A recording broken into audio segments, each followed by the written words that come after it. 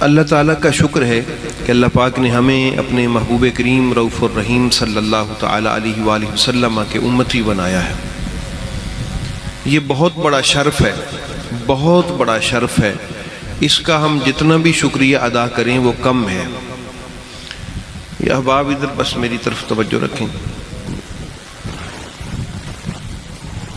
قیامت والے دن نبی رحمت صلی اللہ تعالیٰ علیہ وآلہ وسلم کی امت کا جب حساب و کتاب دکھایا جائے گا تو اس میں کتنے ایسے لوگ ہوں گے جن کے بارے میں رسول پاک علیہ الصلوۃ والسلام نے فرمایا ہے کہ وہ ان کے نامہ اعمال میں لکھا ہوگا کہ اس کی 2000 سال کی نیکیاں ہیں، اس کی 1000 سال کی نیکیاں ہیں، اس کی 5000 سال کی نیکیاں ہیں۔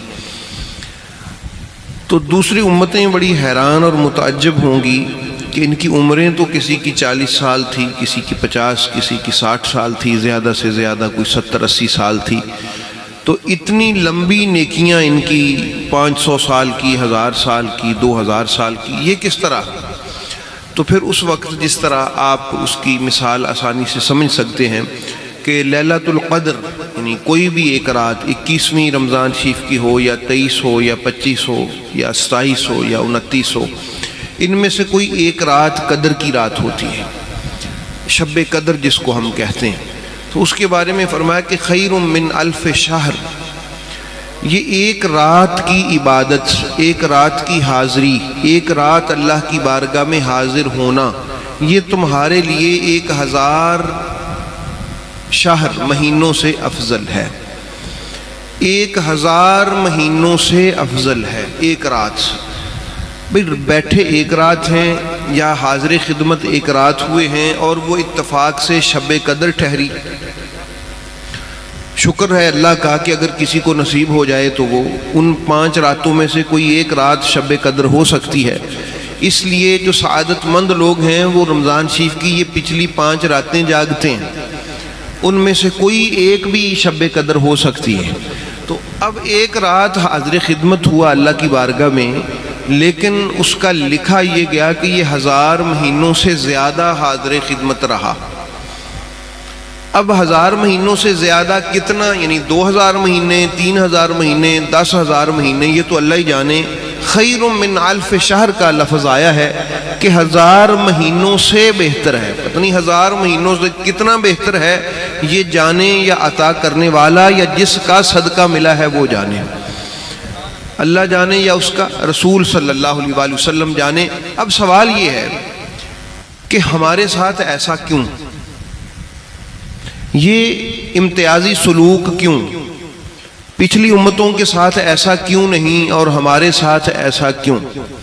کیا ہم اللہ کے بڑے کوئی لاڈلے، اللہ کے بڑے چہیتے، یا بہت چنگے ہیں، ہم بہت اچھے ہیں کہ ہمارے لیے اللہ نے یہ کرم فرمایا کہ ایک رات آئی اور لکھ اس کو 1000 مہینوں سے زیادہ دیا؟ اسی طرح دوسرے اعمال بھی ہیں۔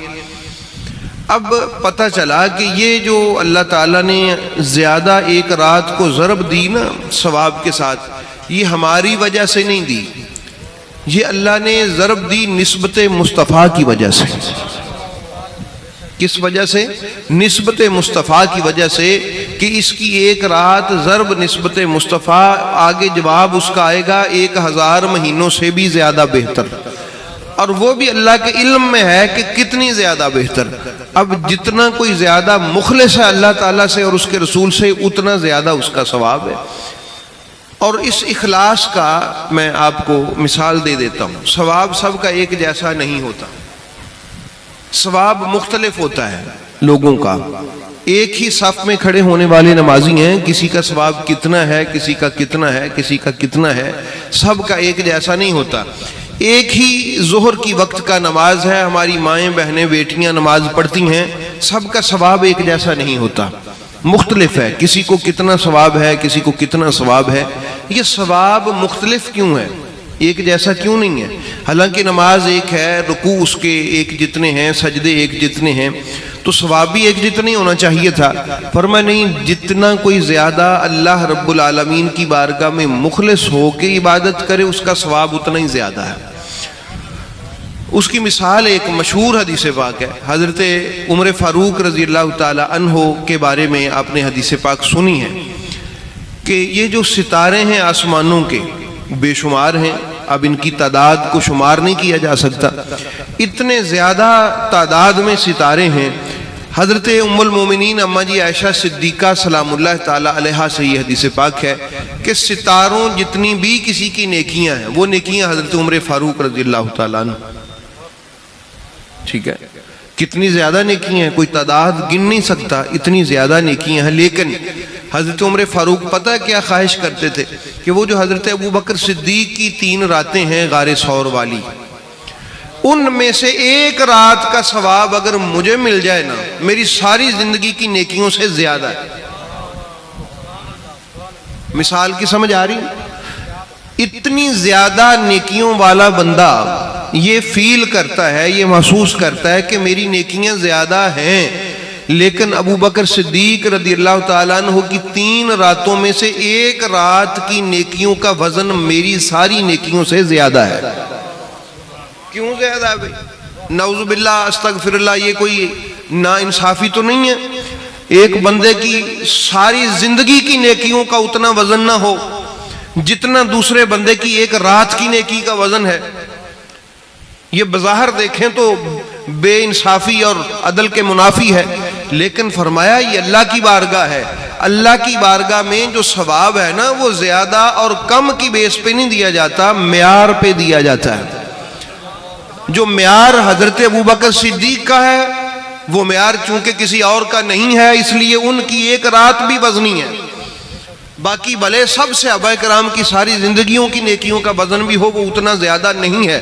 پتہ چلا جو جتنا زیادہ رسول پاک کا قریبی ہے، اس سے یہ بھی ذہن میں رکھیں، حضرت ابو بکر صدیق رضی اللہ تعالی عنہ رسول پاک سرکار کے صحابہ کرام میں سب سے زیادہ قریبی ہیں، مزاج شناس مصطفیٰ ہے، رمز شناس مصطفیٰ ہیں، اور قربت بھی انتہا کی ہے حضرت ابو بکر صدیق رضی اللہ تعالی عنہ کو، اس لیے اللہ کے ساتھ اخلاص بھی زیادہ ہے۔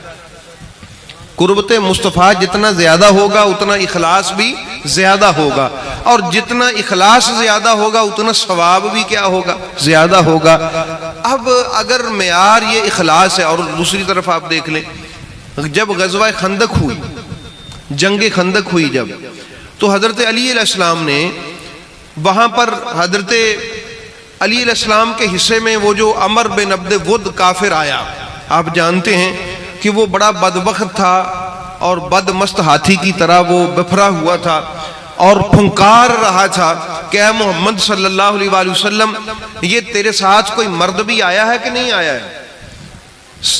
کوئی کہ مدینہ طیبہ کی عورتیں ہیں تیرے ساتھ، اگر کوئی مرد آیا تو نکال میرے سامنے۔ بلکہ اس نے اس قدر بدتمیزی کی کہ اپنا نیزہ رسول پاک کے صلی اللہ علیہ وآلہ وسلم کے خیمے میں مارا کہ اگر کوئی میرے ساتھ لڑنے والا بہادر ہے تو نکال۔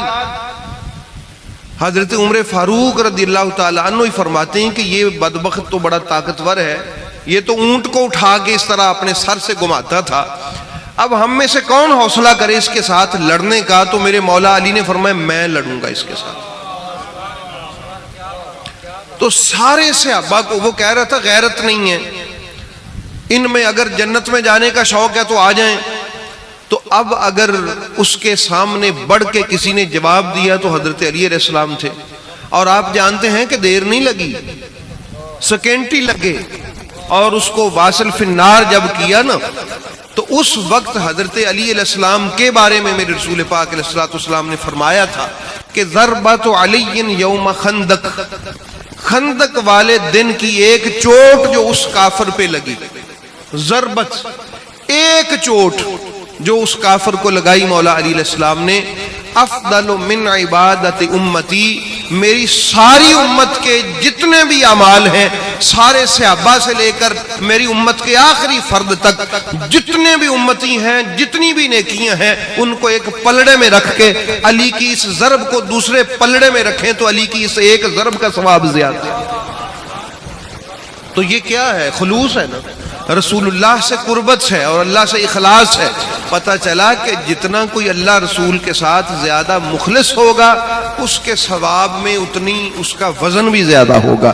اسی لیے حضرت علی علیہ السلام فرمایا کرتے تھے کہ قیامت والے دن اللہ تعالیٰ ثواب اس طرح نہیں دے گا کہ اس کی 10 نیکیاں ہیں تو اس کو 10 نیکیوں کا ثواب ہے. مہربانی بیٹھ جاؤ یار، ڈسٹرب نہ کرو.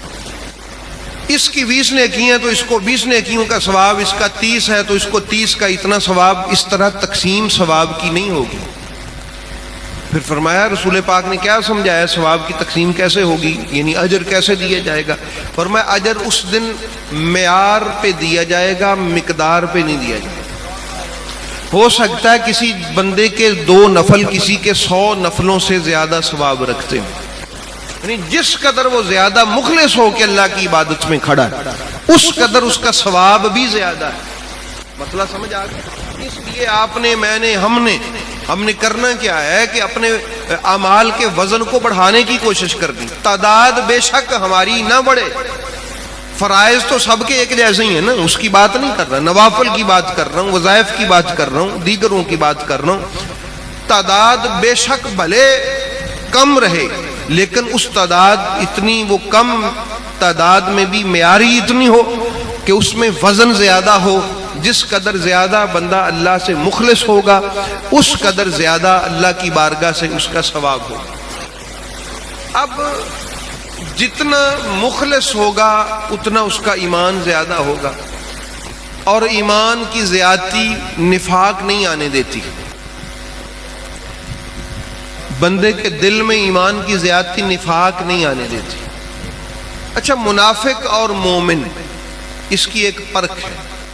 عام روٹین پہ ہم ایک حدیث پاک سنتے ہیں کہ منافق آدمی حضرت علی علیہ السلام سے محبت نہیں کرتا.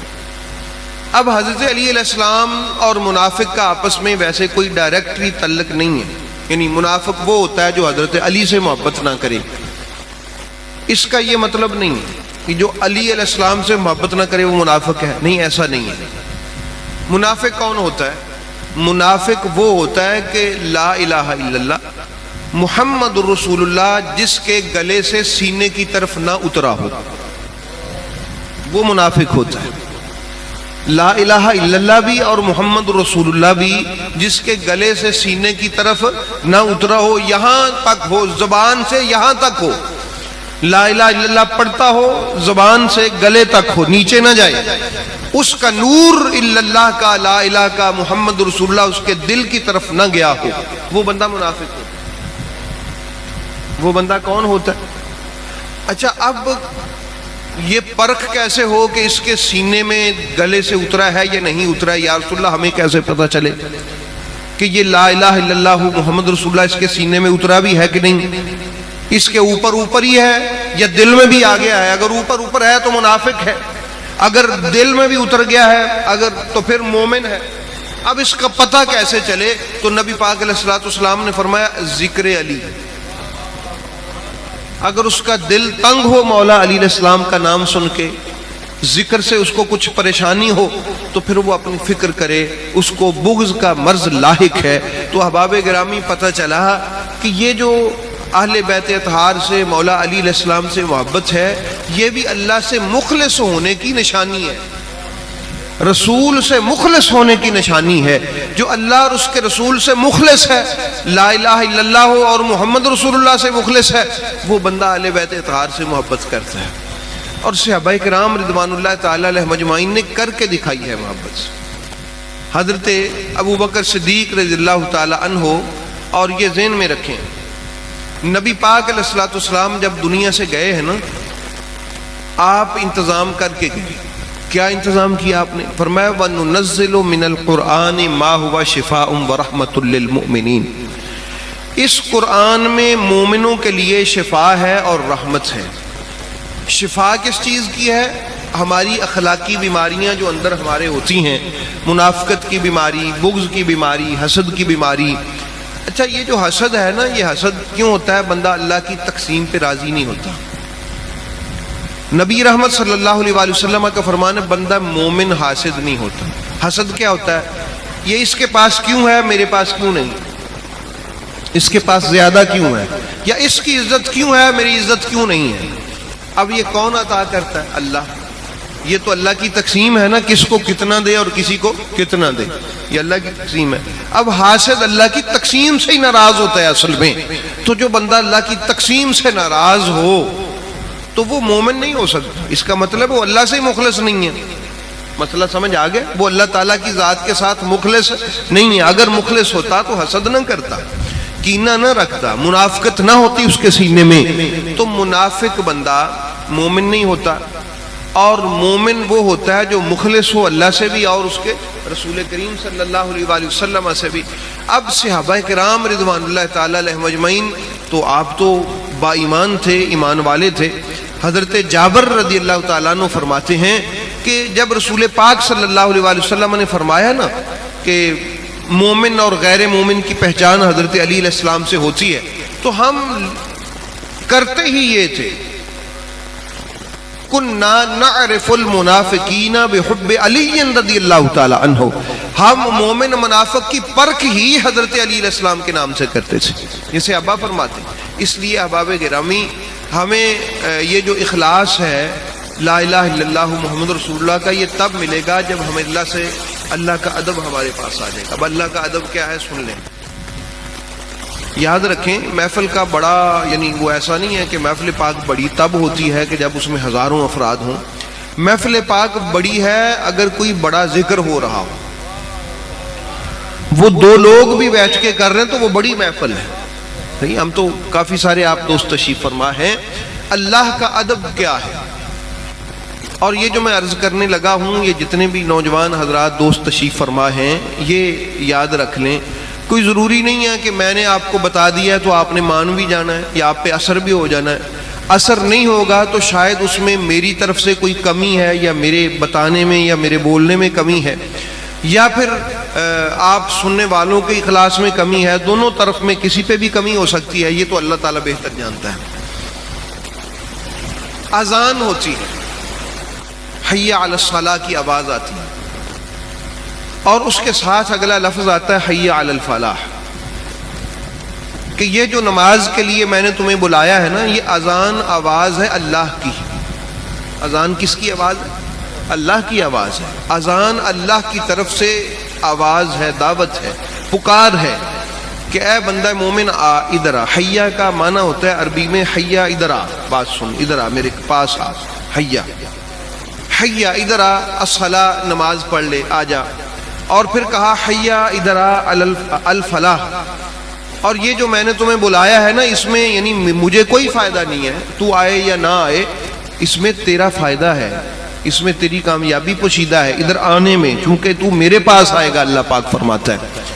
اچھا، اب اللہ کی آواز ہے، اس کی مثال آپ یوں سمجھیں کہ ہمارے استاد ہیں یا مرشد ہیں یا والد صاحب ہیں، بیٹا ہے یا مرید ہے یا شاگرد ہے، وہ سامنے کھڑا ہے، بیٹی ہے وہ شاگرد ہے، وہ بیٹی ہے وہ مرید ہے، وہ سامنے کھڑی ہے۔ اب اس کے جو والد ہیں یا اس کے جو استاد ہیں، وہ اس کو یا اس کی ماں ہے یا اس کی استاد ہے، وہ اس کو آواز دیتی، ادھر آؤ بیٹی بات سنو، ادھر آؤ بیٹا بات سنو، میرے پاس آؤ، ادھر آؤ۔ سامنے دونوں ایک دوسرے کو دیکھ بھی رہے ہیں، سن بھی رہے ہیں، ٹھیک ہے۔ اب اگر تو وہ نہیں آئے تو آپ مجھے بتائیں اس نے ادب کیا ہے ان کا، والد کا یا استاد کا؟ اگر نہیں آئے اس نے ادب کیا تو کیا کہلائے گے وہ؟ بیٹا ہو یا بیٹی، شاگرد ہو، بے ادب کیا کہلوائیں گے؟ بے ادب کہلوائیں گے۔ تو بے ادب بامراد ہوتا ہے کہ نہیں؟ بامراد با ادب ہوتا ہے۔ اب اللہ رب العالمین خود آپ کو اور مجھے بلا رہا ہے، خود آواز دے کے کہ ادھر آؤ بات سنو، ادھر آؤ میرے پاس، ادھر آؤ میرے پاس بات سنو، ادھر آؤ میری بات سنو، اور میرے پاس آنے میں تمہارا فائدہ ہے، ادھر آؤ۔ اب بندہ جاتا ہی نہیں ہے، مصلی پہ کھڑا ہی نہیں ہوتا، اس کا مطلب ہے اس کے دل میں اللہ کا ادب نہیں۔ اب وہ بھی بھلے کیا مسلمان ہوا جس کے دل میں اللہ کا ہی ادب نہیں۔ بھی توجہ ہے؟ کبھی بھی اس پہ غور بھی کریں گے گھر میں بیٹھ کے اکیلے اس بات پہ؟ وہ کیسا مسلمان ہوا جس کو اللہ کا ہی ادب نہیں ہے؟ بتائیں مجھے۔ اب اگر وہ آپ ہیں یا وہ میں ہوں یا آپ میں سے جتنے بھی ہیں یا کوئی ایک ہے ہم میں سے کہ جس کو اللہ کا بھی ادب نہیں ہے، کہ اللہ تعالیٰ فرما رہا ہے ادھر آؤ، اور وہ کلمہ بھی پڑھتا ہے لا الہ الا اللہ، کہ اللہ کے علاوہ کوئی معبود بھی نہیں ہے، تو کس معنی میں وہ معبود ہے کہ تو اس کی عبادت کے لیے وہ بلا رہا ہے تجھے، تو پھر جانا ہی پسند نہیں کرتا؟ اتنا بھی ادب نہیں ہے تیرے پاس کہ تو اللہ کے حکم پہ بھی نہ آ سکے۔ اب اللہ کی مہربانی ہے کہ اس نے خود ہمیں یہ موقع دیا ہے کہ تم میرے پاس آؤ۔ پتہ چلا جو حی علی الصلاۃ کی آواز پہ نہیں نہ آتا، مصلی پہ کھڑا نہیں ہوتا، وہ مربے میں ہے، وہ کھیتوں میں ہے، وہ فیکٹری میں ہے، وہ کہیں کام کر رہا ہے، وہ اس کی طبیعت ٹھیک نہیں ہے، وہ اپنے گھر میں ہے، جہاں کہیں بھی ہے، حاضر خدمت ہو جائے، وہ با ادب ہے۔ وہ کیا ہے؟ وہ با ادب۔ اب آپ کی مرضی ہے، میری مرضی ہے، ہم با ادب بنیں یا بے ادب بنیں، بہرحال مراد با ادب لوگوں کو ہوتی ہے، نجات با ادب لوگ پاتے ہیں۔ جس کو ادب ہی نہ ہو اللہ تعالیٰ کا، وہ بھلے کیسا مسلمان ہے یار، اس کو آپ سمجھیں گے، میں بھی سمجھوں گا کہ یہ مسلمان ہے، قیامت والے دن وہ کن میں اٹھایا جائے یہ اللہ کی مرضی ہے۔ یہ سخت مرحلہ فکر ہے، قیامت والے دن کن میں اٹھایا جائے یہ اللہ کی مرضی ہے کہ اس کو کن میں اٹھائے۔ ایمان والوں میں اٹھائے تو اللہ کا مسئلہ ہے، نہ اٹھائے تو پھر بھی اللہ کی مرضی ہے، لیکن دنیا میں اس نے اللہ کا ادب نہیں کیا تھا۔ اللہ پاک نے خود آواز دے کے کہا تھا حیا ادھر آ میرے پاس، علی الصلاۃ، تو آ کے نماز پڑھ لے، حیا ادھر آ میرے پاس، الفلاح، آ تجھے کامیاب کر دوں۔ نہ وہ دنیا میں کامیاب ہوا، نہ وہ آخرت میں کامیاب ہوا۔ کیوں؟ بے ادبی کی وجہ سے۔ کس وجہ سے؟ بے ادبی کی وجہ سے۔ تو پتہ چلا اللہ کا ادب سب سے پہلے سیکھیں۔ میرے رسول کریم صلی اللہ علیہ وآلہ وسلم آئے ہی دنیا میں اس لیے ہیں کہ میرے امتی اللہ کا ادب کریں، اللہ جل جلالہ کا ادب کریں، اللہ تعالیٰ کا ادب کریں۔ مجھے ایک اس سے مثال یاد آ جل جلالہ، ادھر ایک علاقہ ہے ادھر حافظ آباد کے قریب، انہوں نے مجھے ایک پرانی بات سنائی۔ وہ کہتے تقریباً 100-125 سال پرانی بات ہے، ہمارے ایک بارات آئی تو پچھلے یعنی اس دور میں ایسے ہوتا تھا کہ دیسی گھی بنانا، کوئی میٹھی چیز بنانی باراتوں کے لیے، بکرے وغیرہ بنانے ٹھہرتے تھے، تو کوئی میٹھا بنایا تو اس میں سے وہ ٹارا نہیں ہوتا پایا، ٹارے دے تھلے اکڑا اتنا کر کے رکھیا، تو 2 چوہے اس میں گر گئے اور وہ مر گئے۔ اب انہوں نے وہ تو نکال دیے فٹافٹ، گرم تھا، وہیں گرے اور وہیں مر گئے، گرم تھا۔ اب مسئلہ پوچھنا تھا، ادھر ایک سید بادشاہ تھے، ان سے مسئلہ پوچھنے گئے، وہ کافی دور تھے وہاں سے۔ وہ کہتے کہ آپ جاؤ، میں آتا ہوں، بارات کو بٹھاؤ، ابھی کھانا نہ کھلانا۔ وہ آئے نا وہاں سے انہوں نے بارات کے پاس کھڑے ہو کے کہا اللہ، تو 2-3 لوگوں کی آواز آئی جل جلالہ، آگے گزر گئے، جا کے فرمانے لگے یہ جن لوگوں نے جل جلال کہا ہے ان کو بلا کے لاؤ۔ بلایا، ان کو ادھر بٹھایا، فرمایا کہ وہ جو نکال دیا ہے نا جہاں سے وہ گرے تھے چوہے، وہ نکال دیا ہے نا اتنی جگہ پہ جہاں جہاں وہ تھا، ان کا جی نکال دیا۔ ان کا باقی جن کو اللہ کے نام کا ہی ادب نہیں ہے ان کو وہ کھلاؤ نا جو باقی ہے، اور جن کو اللہ کے نام کا ادب ہے ان کے لیے الگ پکاؤ۔ پتہ چلا کہ یہ اللہ کا ادب ہمیں بزرگان دین نے بھی ایسے ہی سکھایا۔ سب سے پہلے تو اللہ کا ادب ہے نا، اللہ رب العالمین کا نام سننے سے، اللہ جل جلالہ، جس طرح ہم محمد صلی اللہ علیہ وآلہ وسلم کہتے، جب آپ اللہ تعالیٰ کا نام سنیں تو یہ بھی پکار لیا کریں کہ اس کی جلالت والا ہے وہ، جس کی جلالت سے ہی سارا یہ نظام چل رہا ہے، کائنات عالم کا نظام اس نے چلایا ہے، تو اللہ کا ادب کرنے کا پروگرام رکھیں۔ اللہ کا ادب یہ ہے کہ جب وہ بلائے تو حاضر خدمت ہو جائے، اور ہمیں پتہ ہے ہماری نمازیں اس معیار کی نہیں ہیں جس معیار کو معیار قبولیت کہتے ہیں، مگر ہم یہ تو کہہ سکتے ہیں کہ مولا ہم بے ادب نہیں تھے، نالائق ضرور تھے، تھوڑے سے لائق شاگرد نہیں تھے ہم، ٹھیک ہے نا جی، نالائق ضرور تھے لیکن ادب والے تھے، تو نے کہا ہم حاضر خدمت ہو گئے، اب ہمارا ماڑا چنگا جیسا بھی ہے قبول فرما، تو قبول کر لے گا، وہ مہربان ہے۔ تو یہ اللہ کا ادب سیکھیں، اپنی زندگی میں سب سے پہلے اللہ تعالیٰ کا ادب لائیں، اور جب اللہ کا حکم آ جائے تو نماز پڑھیں، اور پھر تسبیح و تحلیل کیا کریں، سبحان اللہ و بحمدہ سبحان اللہ العظیم۔ میرے نبی رحمت صلی اللہ علیہ وآلہ وسلم نے فرمایا یہ 2 جملے تقدیریں بدل دیتے ہیں، اور اللہ اپنے اس اسم کی برکت سے رزق عطا فرماتا ہے۔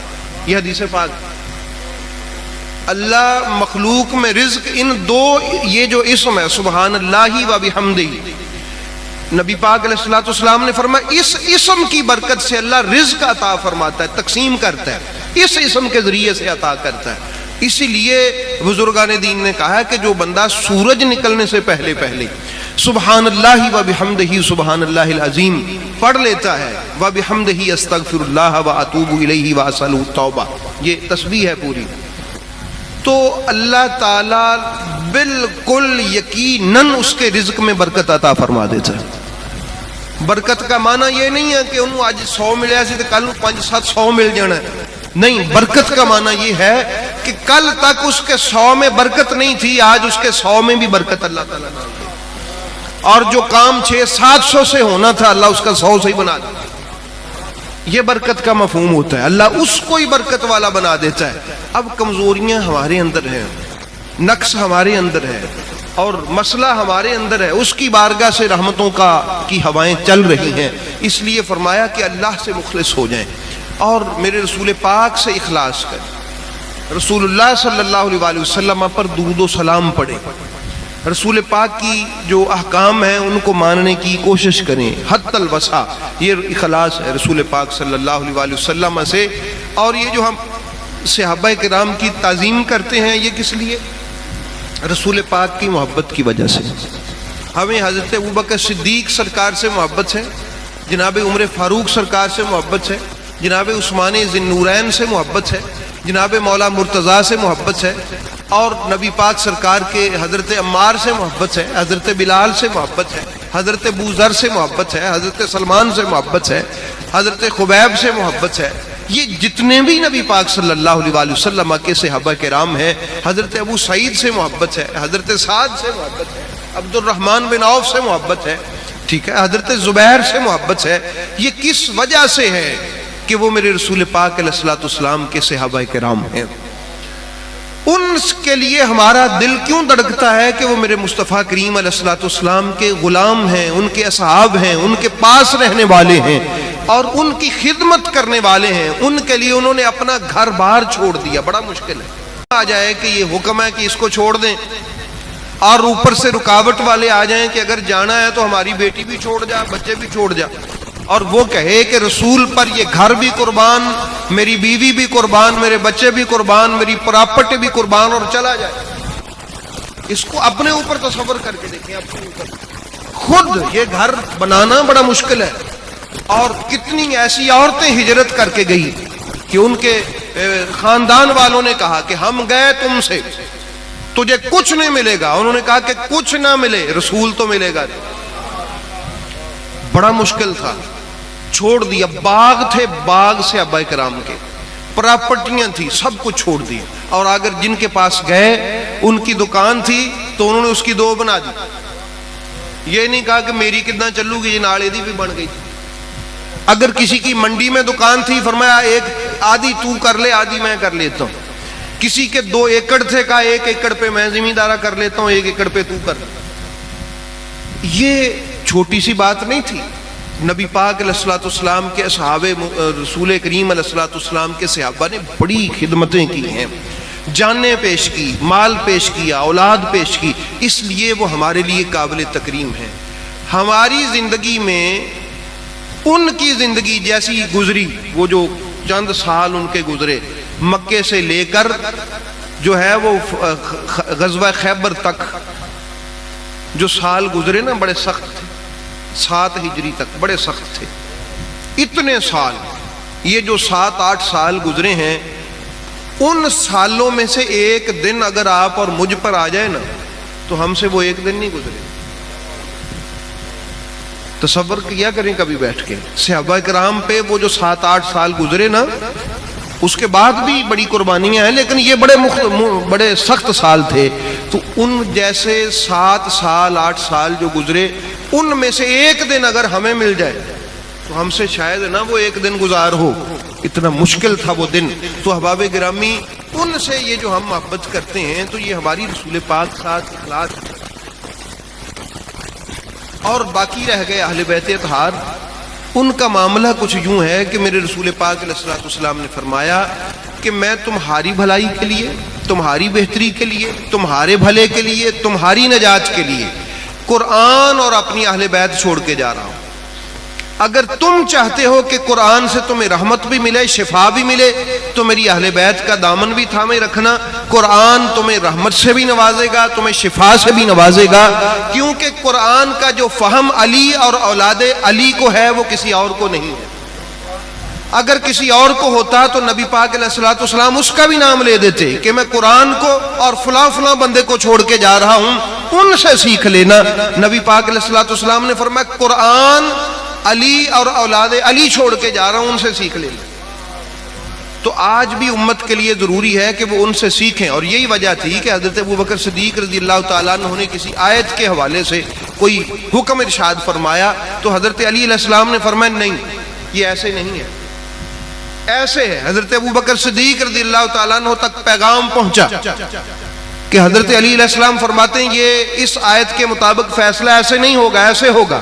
حضرت ابوبکر صدیق نے آگے سے یہ نہیں کہا میں صحابی نہیں، مینوں پتہ نہیں، آپ نے فرمایا علی درست فرماتے ہیں، کیونکہ جو فہم ان کو ہے 70 مرتبہ ایسے ہوا، 70 مرتبہ کہ حضرت عمر فاروق رضی اللہ تعالیٰ عنہ نے، چونکہ 10 سالہ آپ کا دور حکومت تھا نا، تو 70 مرتبہ ایسا ہوا کہ حضرت عمر فاروق رضی اللہ تعالیٰ عنہ نے کوئی فیصلہ فرمایا تو حضرت علی علیہ السلام نے اس کو بدل دیا، فرمایا نہیں یہ ایسے نہیں ہے، یہ فیصلہ ایسے ہوگا۔